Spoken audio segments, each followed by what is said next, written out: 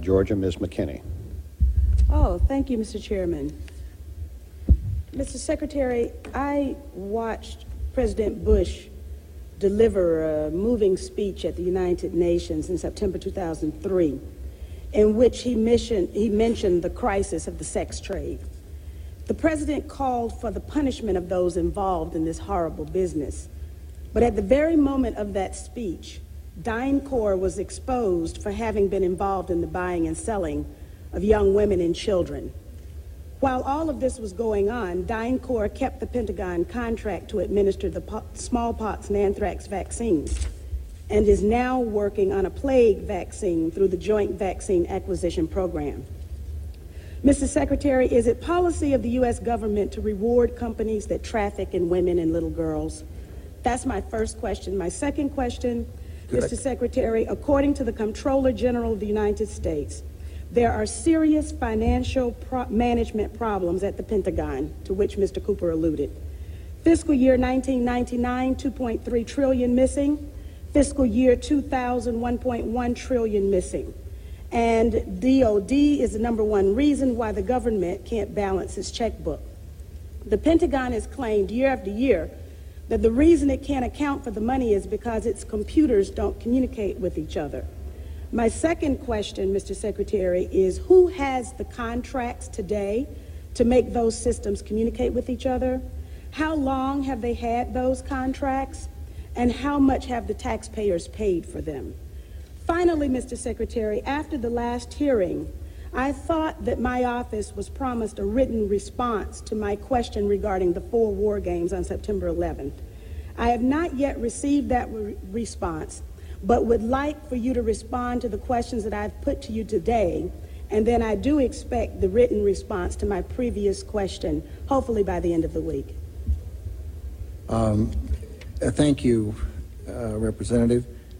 First, the answer to your first question is no, absolutely not. The policy of the United States government is clear, unambiguous, and opposed to the activities that you described. The second question. Well, how do you explain the fact that DynCorp and its successor companies have received and continue to receive government contracts? I would have to go and find the facts, but there are laws and rules and regulations with respect to government contracts, and there are times that corporations do things they should not do, in which case they tend to be suspended for some period. There are times then that under the laws and the rules and regulations passed by the Congress and implemented by the executive branch, that corporations can get off of out of the penalty box, if you will, and be permitted to engage in contracts with the government. They're not generally not barred in perpetuity. This company was never in the penalty box. If you could proceed to my second question, please. The second question.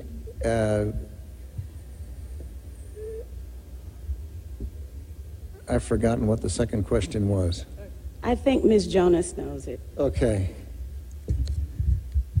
Thank you, Ms. McKinney. I appreciate the question. I appreciate your interest in our department's financial condition, and we are working very hard on that program. I've just come back recently. I understand that you're working hard on it, but my question was, who has the contract? How long have they had that contract, and how much money have we spent on it? In general, we spend about $20 billion in the Department on information technology systems. The accounting systems are part of that. I can get you the exact number for the record of what we spend on our current, what we call legacy systems, and those that we're moving toward. And who has the contracts? That would be a multitude of individuals. Could you name some, please? Well, I think off the top of my head, well, I would rather not. I'd rather provide that for the record. That's not privileged information, is it? I'm sure it's not. Well, please. And we still have time, so please.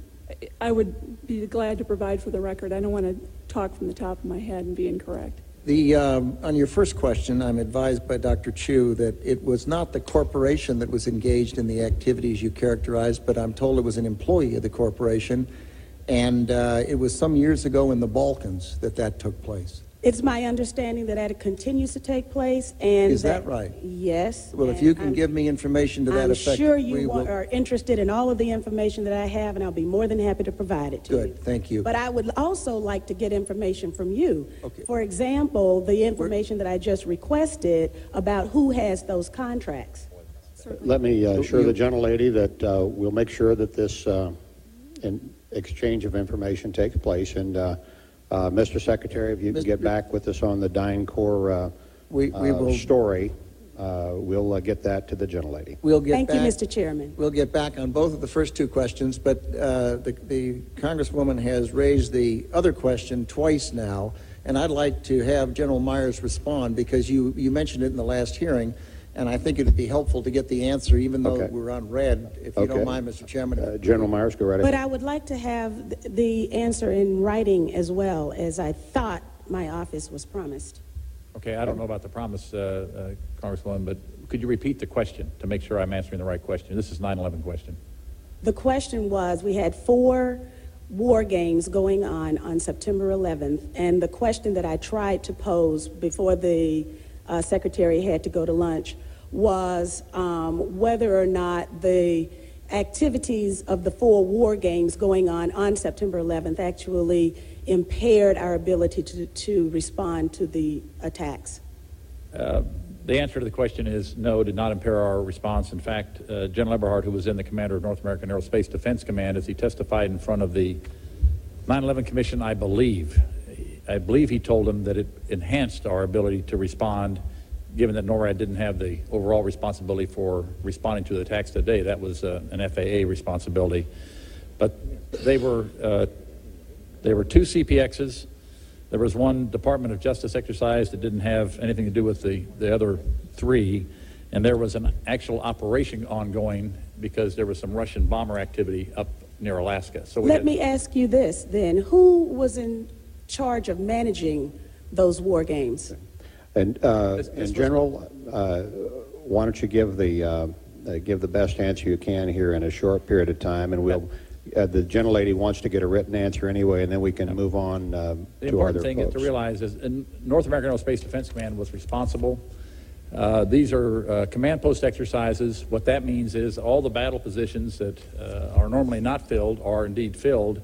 So it was an easy transition from an exercise into a real-world situation. It actually enhanced the response.